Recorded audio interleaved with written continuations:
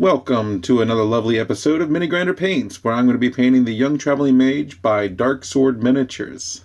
I'm sure you can figure out which popular mage this guy is supposed to look like.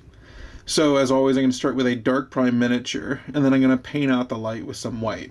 You know, my little frosting technique. Well, I've actually targeted the areas where the light will hit. Now, the mushrooms will glow blue, the staff will glow on white light, but to establish that light, I'm going to try something different, and I've been painting this way for a while, but I'm actually going to be painting the shadow first, and really addressing that to begin with. This was actually one of the first miniatures that I painted this way, and it worked out so well. I've been doing it since, and that was almost a year ago. That was more than a year ago, actually. So again, establishing that shadow color, I'm going back in with the twilight blue to sort of bring that out, to highlight the shadow color, okay? Because I don't want it just to be black right there. I want it to still look dynamic. I still want to see the miniature for what it is. And then I'm going to go ahead and blend red brick into the shadow color, because you can see where all the areas that are lit up, like from the mushrooms and from the staff, you can see that. That's actually the base color of the robes. So like if I were to just paint this normal with no shadow effects, no light effects, just sort of a flat matte color, the base color would be red brick, and then I would build up sort of lighter shades on top of that. But I'm trying to really establish an entire color gradient from the shadow to the light. And so for that, you're going to have to blend in this red brick into that twilight blue in the shadows. Because I really want it to look dark. You know, I see that people do those miniatures all the time and say, I want to do that. That looks cool as heck. So, you know, and it does look cool when it's done. I mean, you saw the pictures. You know, there's a million ways to paint a miniature to make it look great, and this is just one particular way. It's one particular style, and I think if you watch my videos, you see that I focus more on technique than I do on method necessarily. You know, I mean, obviously there's methods that you can't paint the top layers before you paint the bottom layers. Obviously, that's a method that is pretty standard.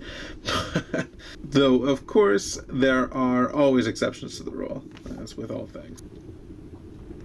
So, considering who we're painting the robes red, I'm going to do that in two stages. First with gory red, as you're seeing now, and then I'm going to hit it with some blood red. I'm getting bored with the targeted approach, so pulling out the dry brush. Just make sure it's ever so slightly damp. Load it very finely, and it will blend on just perfectly. It's starting to look pretty good at this stage. As you can see, it's a fine looking red cape at this point in time, but we really want to bring it out with a light, so we're gonna, like I said, top layer in two phases. The first layer was the gory red. This layer is the blood red, which is a little bit brighter. So this will really help establish that OSL effect from the staff light, that white light. And of course, white light sort of, you know, it gives things their color. So that's why we're approaching this OSL with painting the red first.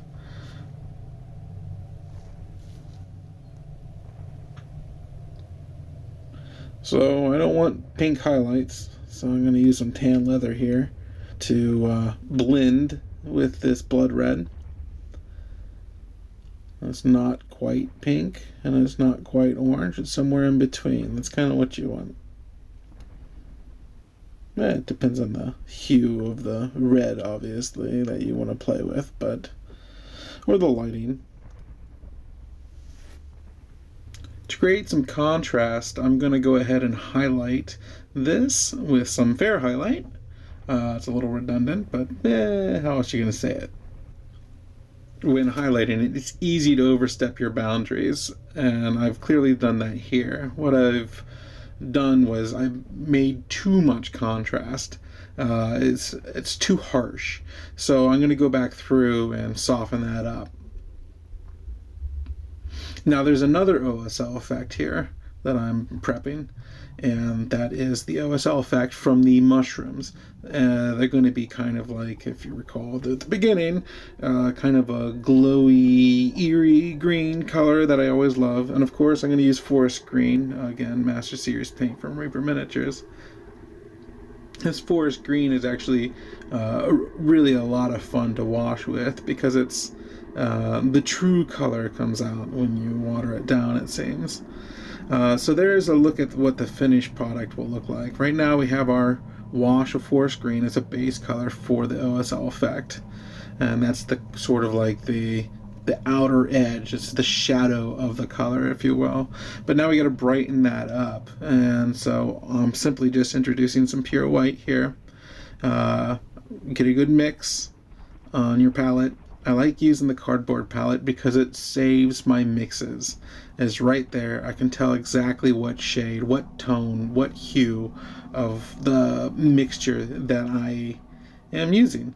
So it's a lot of people, they don't like to mix paint because they can't remember, they can't match the paint exactly. Well, I can, because it's on my palette, and it'll always be there until I cover it up, and that usually doesn't happen until I start my next miniature. I want these mushrooms to have a much softer contrasting light than the torch. Like I said, I did go overboard with the torch, but I did soften it down also. But even so, I want these to look even softer than that light source, because it creates that eerie, glowing essence. It doesn't, you know, it's as if you would see it in nature, but obviously characterized, because we like things to look, you know, dramatic and whatnot. So to orchestrate the dramatic, I'm using a lot of wet blending to create that soft look that I'm looking for. And talking about dramatic, let's go ahead and add a tint of leaf green to the OSL. It looks like it's overbearing when you put it on, but it actually only adds just a slight tint, especially when you wash it down a bit. Anywhere you feel you might have gone overboard with the light source, you can always tone it down using the shadow color of the light source, the base color of the light source, in this case, the forest green. So you just take a nice wash of that, or blend of that, or it's kind of a wash, and you just kind of tone it down on the outside edge. I'm just highlighting here with a dirty pure white, dirty with a little bit of that forest green, and just trying to be careful not to go overboard. Like I said, it's very easy to do. And I'm going to add some details onto the mushrooms here, some spots, little white spots, something high contrast that people will be able to see easily because they're so small and tiny. I want that to stand out. Now with the robes done, I'm going to go ahead and prep all the little bits with some midnight blue. It's our generic shadowy color.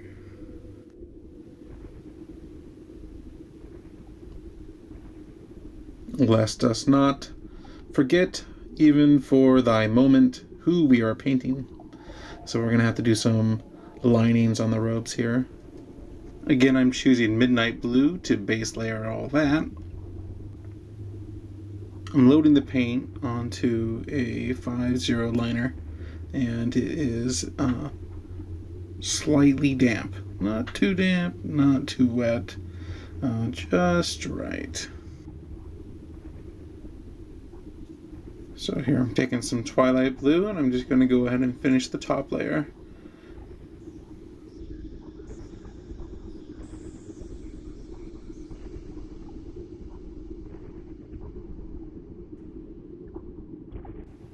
I'm going to blend out the highlight using a mix of stone gray to fair highlight.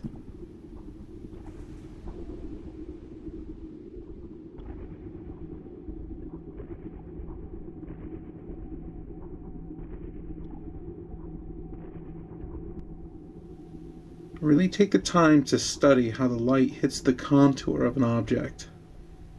And take note of the dark line I've left behind of midnight blue. It gives the notion of a seam in between the robe and the lining. It's those kinds of small effects that can really bring out a piece and add dimension and realism. So as you've seen, I've chosen dark shadow as my base coat for all leather bits. I'm also going to do the same for the skin tone. I'm base layering it with dark shadow as well, because our particular wizard here has a nice golden skin at this point in time in his life. Highland moss is a fine complementary color to go ahead and decorate some of the smaller bits with, and I can always go back through and highlight that with a little bit of mix of our highlight color.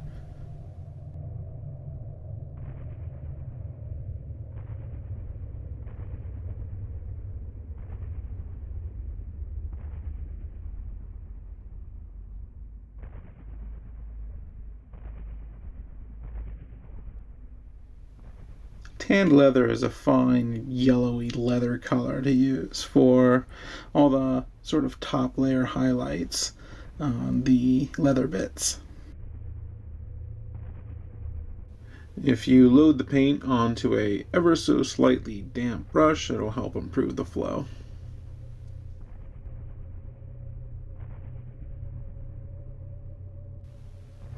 And yet again, I'm back to the fair highlight. To use that is to identify the light source. It's something that is common between the highlights on the robes, the highlights on all the blue lining, the highlights on the leathers. This really characterizes the light source.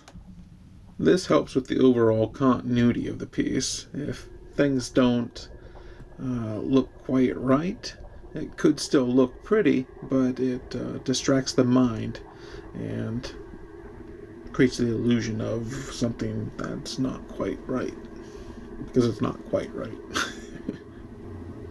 I'm going to take care of the skin in 3 layers, and there was a fair highlight tagging along, of course. Now this guy, he's got some golden skin, so we're going to use chestnut gold as a base layer. Prior to that base layer, you can see that I snuck on some brown there. When I hit the belt and the staff, I went ahead and hit the skin also. But I tried to preserve the twilight blue under that, so we have a nice constant color gradient into the chestnut gold. So often when I paint, I try to really take care and paint the topology of the miniature and not just blast the next layer on top of the previous, only leaving a smidgen of notice that it was there. In this way, you can really capture the light source against that surface.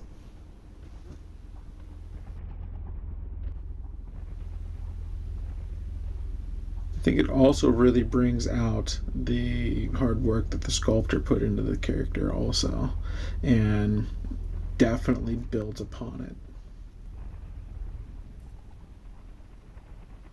Just a dot of sun yellow for both of the eyes. I figured I'd get these done before I moved on with the skin. That way I didn't forget about them. Using a little bit of that midnight blue, I'm able to fix up the eyes, so any mistakes you can kind of cover up. Before I started working on the hair, I finished up the top layers of the skin tone with golden shadow and skin, in that order. And that lovely silver hair is represented by fair highlight, of course. And I know it's been approximately forever since I last posted a video. In fact, this particular footage was recorded about a year ago, or if not more, somewhere around there. It's hard for me to tell. In that time, many things have happened. Some things personal and other things. I just have a kid. He sucks up a lot of my time, And he's now 2 years old, so I'm sure many of you guys understand how that goes. But at some point in time, my free time will increase again, and I will be back at it, because this is what I like to do in my free time. With that being said, I have been working. Yeah, it hasn't been making videos or playing the social media circuit, which is not at all fun whatsoever. For me, anyways.